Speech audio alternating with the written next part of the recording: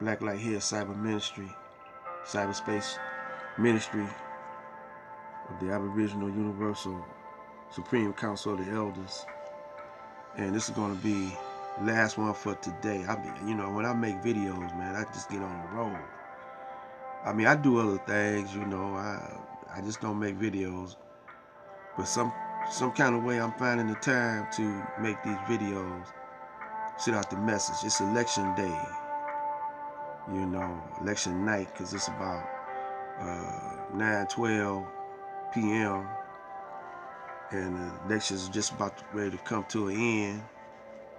I'm gonna post this one tonight, and I'm making a last appeal to the brothers and the sisters, come to your senses, and brothers too. You ain't out to fight. You're wearing skinny jeans. One time you wearing your pants sagging all below your ass. Looking kind of homosexual. Now what you're doing now, man, you're beefing with one another.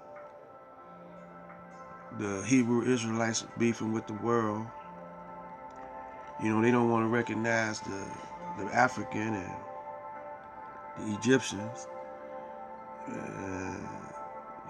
This is something new to me. It used to be that it was between the Christians and the brothers, the Muslims, Nation of Islam Muslims. But y'all Hebrew Israelites, y'all beefing with everybody. The Moors beefing with people because they don't want to use the word black.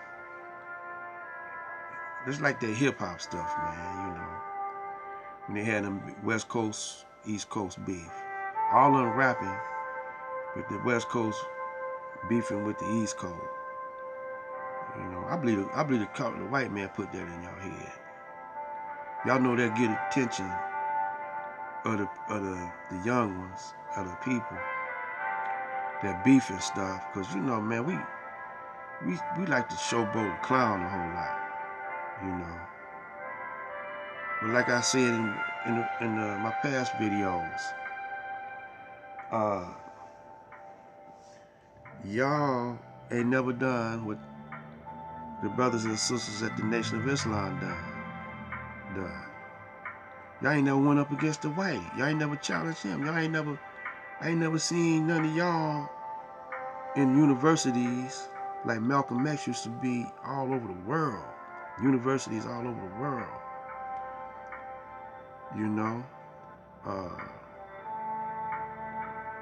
Khalid, remember Geraldo? When Khalid was battling with Geraldo? Remember when Louis Farrakhan was battling with Phil Donahue, and the whole Phil Donahue, he's slick, man. He'll try to challenge you. But then he can't do nothing with him, so he put the audience on him. Then when Mr. Louis Farrakhan was on Nightline, the whole world be watching that stuff, man. Minister Louis Farrakhan could go over in other countries, and they'll interview him. Y'all ain't over there. Y'all ain't over here on white TV, on Caucasian TV. You'll see Mr. Louis Farrakhan on ABC, NBC, C-SPAN, And then you got the Most Honorable Elijah Muhammad.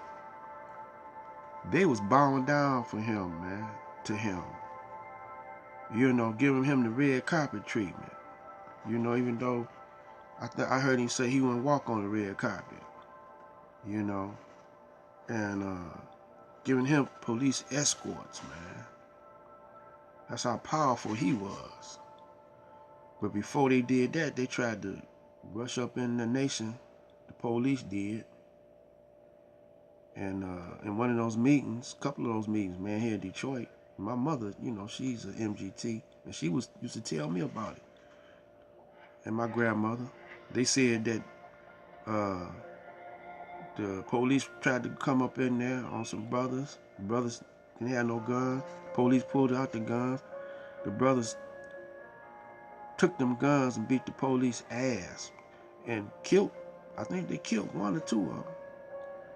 And another thing too, man, they didn't tell you about Master Farad. They came in police came in on Master Farad, you know, and one of the police had a heart attack messing with Master Farad Muhammad. You know, I don't know the details of that, but you see, when I had my television, my television and radio program, I interviewed the Supreme Minister John Muhammad, who's the blood brother and spiritual brother of the Most Honorable Elijah Muhammad. He was the youngest brother, and he told me about that too. You know, I used to ask, because he died in I think 2000. I'm not quite sure of the year that he died in, but he used to have a kind of like I gave him a spot on my weekly broadcast, you know, and I asked him about Master Farad Muhammad, because he seen him and talked to him, and he told me that he wasn't in on all the conversations between Master Farad Muhammad and his brother Elijah Muhammad, and the general FOI MGT wasn't in on the conversation he had with his brother, like family discussions or whatever. And I would probe into those private discussions, and you know, I got quite a bit out of it, and I learned a whole lot about the early years of the Nation of Islam, and asked him about Noble Drew Ali.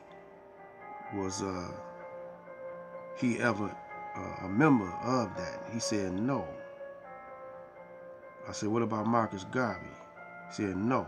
Now, I ain't saying he might have attended, you know, sat in on some of those meetings,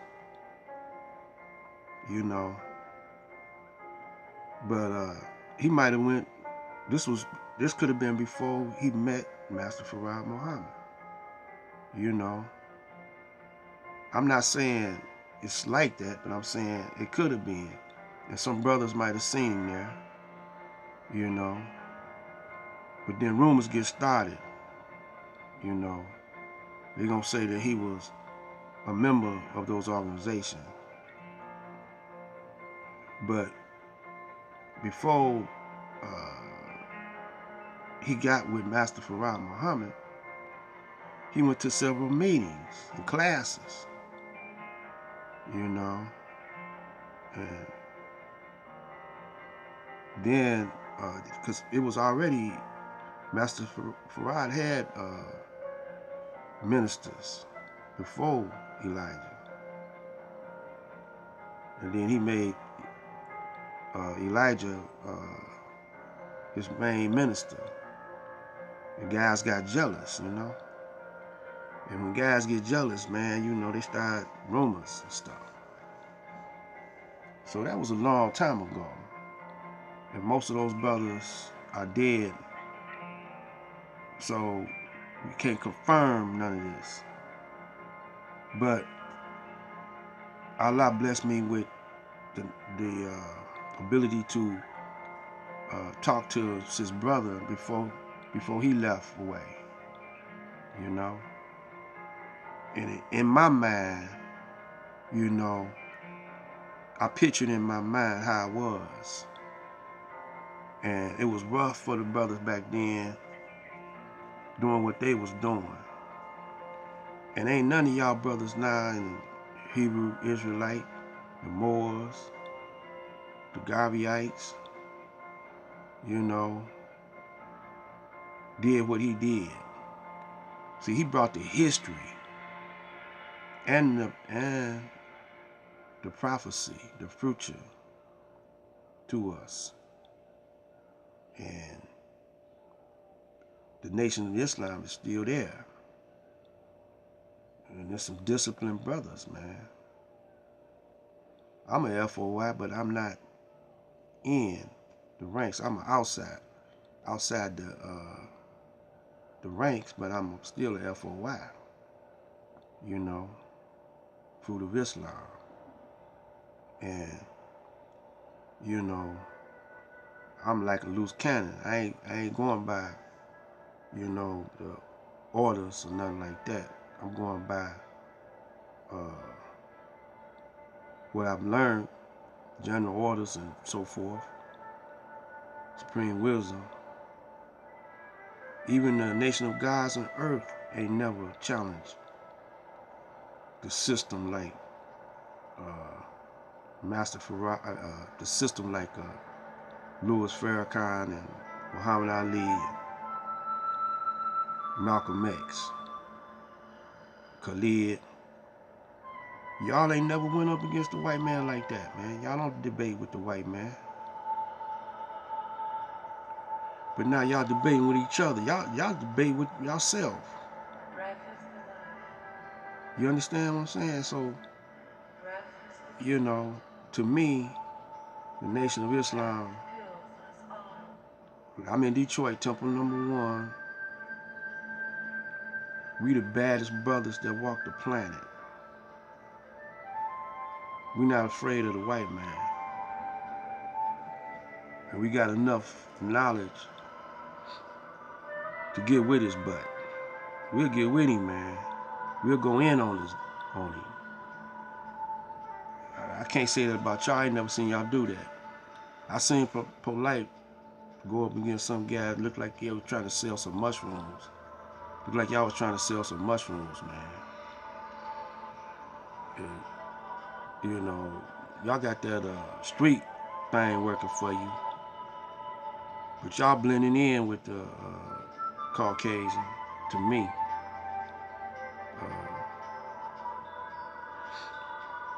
It seemed like a gimmick, man. It seemed like y'all agents for him, or either informants. Some of y'all might be informants. Because instead of y'all trying to get unity,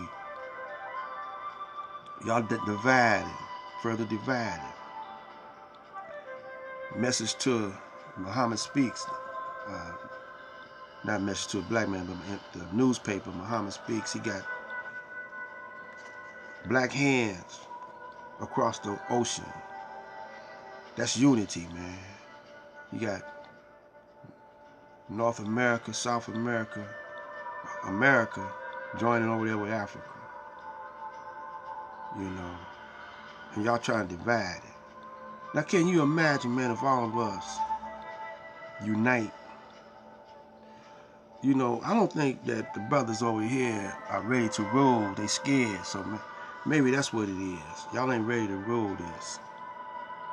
So y'all using excuses. You know, y'all feel like y'all not ready to rule it. Well, I wouldn't want y'all to rule with me, even run with me, man. You know, y'all can't run with me. When you selling them newspapers,